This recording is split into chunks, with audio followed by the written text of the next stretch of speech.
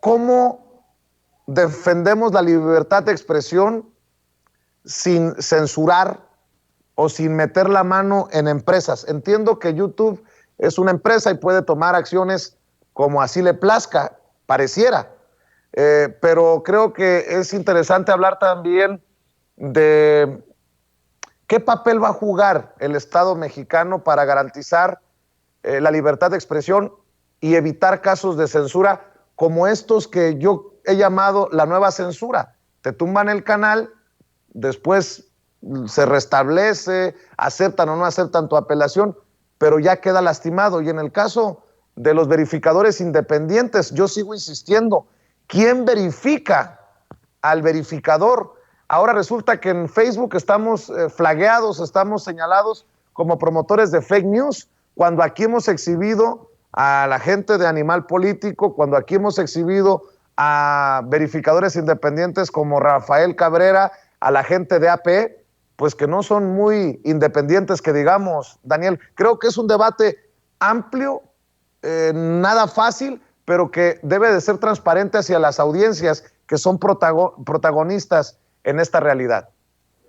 Fundamental la reflexión sobre tu planteamiento, querido Vicente, porque si tú haces un Tren Maya para que sea dominado por las empresas españolas de turismo, si tú haces un corredor interoceánico para que sea dominado por Amazon, si tú haces infraestructura para que no haya participación nacional, es lo mismo que si le llevas el internet a todos para que sigan escuchando a Televisa, ¿no?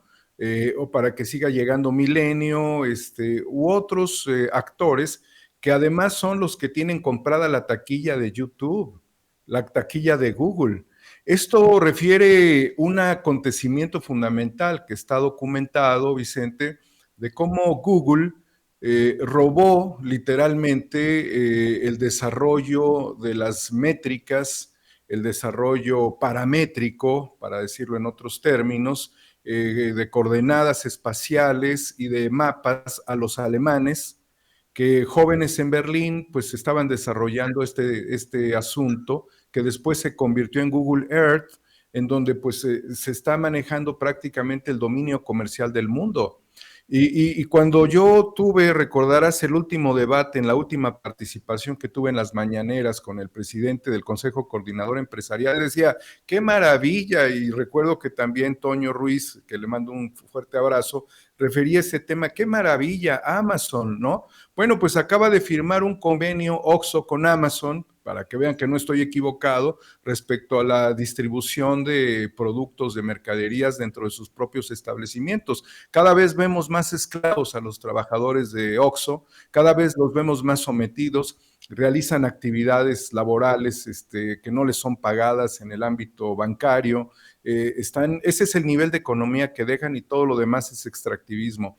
Entonces, ahí queda muy evidenciado la reflexión que sostuve el 23 de abril, que me costó la cabeza, pero yo seguiré en cualquier espacio como este tan digno y en cualquier trinchera, porque volvemos entonces a esta lógica. Si vamos a tener nosotros la posibilidad de desarrollar la infraestructura, la infoestructura, necesitamos ser partícipes del desarrollo de nuestros propios modelos, porque si no estaría incompleto, Vicente, como incompleta estaría la reforma en materia eléctrica de no incluir a los trabajadores despedidos por Felipe, no despedidos, expulsados en un agravio a la nación de este criminal de Estado que es Felipe Calderón, y que siempre le recordaré a la FGR que Felipe Calderón es un criminal de Estado, respecto a esta extinción, donde 44,000 personas quedaron sin empleo, donde muchos se suicidaron, algunos se dispararon en la cabeza frente a sus familias,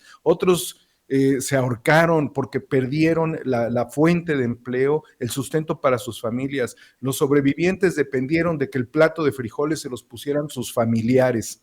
Por eso yo llamo aquí para, primero, pues que tengamos nuestra propia red humana, mexicana, ¿sí? Y la vamos a tener, Vicente, porque nosotros no nos vamos a quedar en la marginación de los tratados de Bucareli en el siglo XXI, ni madres, vamos por nuestra red humana mexicana. cueste lo que nos cueste, Vicente. En estas circunstancias de pelearte con los grandes como Google, puedes perder hasta la vida, y hay que decirlo muy claro. Son actores dominantes a nivel planetario. Y en el caso de los trabajadores, Vicente, pues de lo que se trata evidentemente es de que la reforma los incluya.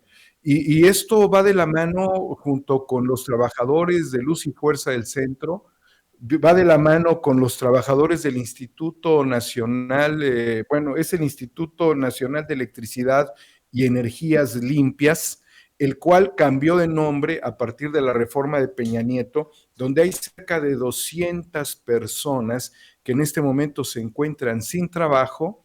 Es algo absurdo, paradójico y hasta ridículo que 200 seres humanos con niveles de licenciatura, maestría, doctorado, que están en los más altos niveles del conocimiento, se encuentren en la calle, de los cuales, fíjate nada más, 50 despidos injustificados en el Instituto Nacional de Electricidad y Energías Limpias, 70 que no se les entregó la liquidación de jubilación, que es un derecho adquirido desde 1975. Y otros que han sido suspendidos sus pagos de jubilaciones, porque aquí es donde tú no entiendes por qué podemos tener excedentes petroleros en este momento cuando el precio de barril de crudo supera los $70 el barril, y tener gente que están despidiendo en un nivel de conocimiento que debemos de aprovechar. Esto es lo que a nivel empresarial se le denomina ahorros mal entendidos. Entonces yo no puedo entender que no haya una capacidad dentro de la dirección del instituto, primero para hacerle frente a un problema que puede ser una crisis financiera o económica interna. Puede ser, pero tú no puedes desperdiciar el capital humano donde al país le costó millones de pesos que cada uno de estos hombres y mujeres se formaran tanto en México como en el extranjero. Muchos de ellos adquirieron el doctorado en Inglaterra y que hoy estén despedidos cuando México está constituyendo prácticamente una transformación histórica a través de la reforma de nuevamente nacionalizar un gran porcentaje de la energía que estaba en manos de Bimbo, de Iberdrola, de Oxxo, de Walmart. Hoy necesitamos recuperar este talento porque por el otro lado tenemos el 10º lugar en yacimientos de litio a nivel mundial. Y cuando tú hablas de electricidad, pues debes de pensar en el espacio, porque el espacio aéreo donde nos encontramos en México es un espectro radioeléctrico. Recordemos que ahí hubo una disputa por el ancho de banda de 2.5 gigahertz en el año 2016, lo que le costó la cabeza a Carmen Aristegui, porque fue la consigna de Calderón y de Peña Nieto por su cabeza, y que fue defendida hasta que ya pudo ser, ya no la defendieron, y de eso permitió MBS, quien era el tenedor de esta banda, de este ancho de banda de 2.5 gigahertz, que Telmex explorara 60 megahertz, dándole, fíjate nada más, 5,300 millones de pesos. Pues obvio, pues, ahí entregamos a Aristegui y a quien sea, no importa. Ese es el nivel de la importancia que tiene la riqueza. Hablo del espectro radioeléctrico concesionado. Por el otro lado, en el aspecto minero, tenemos el litio y somos hasta el día de hoy podemos superar la 10ª potencia mundial. Y en cambio tienes a los trabajadores que ya deben ser cerca de 16,000, ahí en el abandono, Vicente, sin que haya un patrón sustituto en la Comisión Federal de Electricidad. ¿Cómo vas a transformar la energía? ¿Cómo vas con concesiones? Yo le pregunto a CFE, ¿con concesiones a empresas privadas? No, contrata a esta gente, no le tengas miedo a los mexicanos, estos son trabajadores, no vas a contratar a un demonio, vas a contratar a personas que han sufrido en carne propia el haber defendido a Andrés Manuel López Obrador en el año 2006, porque en su sindicato y en su empresa decidieron ellos participar el 16 de septiembre del año 2006 en la Convención Nacional Democrática, en donde Andrés Manuel López Obrador fue designado por el pueblo de México como presidente legítimo. Y esta es la fuerza que adquirió el López Obradorismo. Los trabajadores del ESME, los trabajadores de Luz y Fuerza fueron los que cablearon toda la manifestación y la protesta del Zócalo a Reforma, Vicente. No tienen chamba